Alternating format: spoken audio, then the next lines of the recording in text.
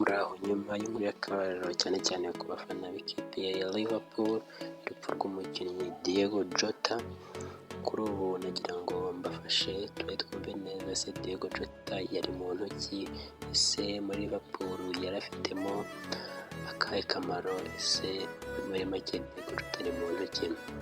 Mbere ko utangiye ndababwira ko Diego Jota yaguye mu mpanuka y'imodoka aho yahuye n'umuvandimwe we Andre Silva mu modoka ya Lamborghini.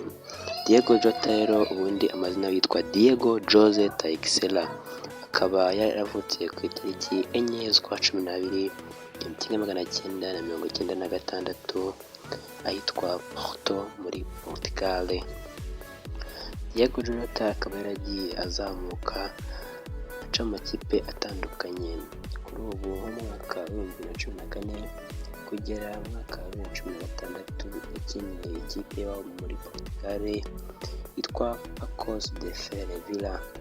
Mu mwaka wa 2013 kugera 2018 akina muri Atletico de Madrid. Mu mwaka wa 2020 kugera 2025 yitabye Imana, akaba yakinaga muri Liverpool.